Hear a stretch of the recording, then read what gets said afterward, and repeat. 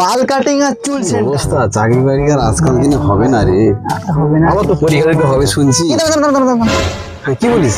এই দেখ এই দেখ, এই যে সামনে হ্যাঁ, কত দূর পর্যন্ত দেখতে পাচ্ছিস, হ্যাঁ হ্যাঁ, পুরো জায়গাটা না আমার নামে আছে, বুঝলি, আমার নামে। সত্যি কথা? হ্যাঁ। এই পুরোটা? কি তুই যাতা ভেবেছিস নাকি? আমার বাবা কোথায় কাজ করে জানিস? কোথায়? চুল কাটা দোকানে কাজ করে। বাবা, তোর বাবা সামান্য চুল দোকানে হয়ে এত বড় জায়গা কিনে দিস তোকে? বলিস রে ভাই। তুই কি বলছিস? চুল দোকানই নয়, চুলের ব্যবসায়ী, বুঝলি তো, চুলের ব্যবসায়ী। শুধু কটা আমাদের কারখানা আছে জানিস? কোটা রে? আরে 10-10টা কোম্পানির মালিক। যেদিকে তাকাবি না শুধু চুল আর চুল। এত চুল? তোর বাবা কাদের চুল কাটে রে? কি বলিস কাদের চুল কাটে মানে? আমার বাবা যাত্রার চুল কাটে না।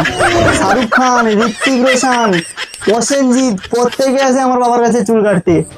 ওই তো কালকে তো ঋত্বিক রোশন এসেছিল। শাহরুখ খান, ঋত্বিক রোশন? তোর বাপের কোম্পানির নাম কি রে? বাল কাটিং আর চুল সেন্টার।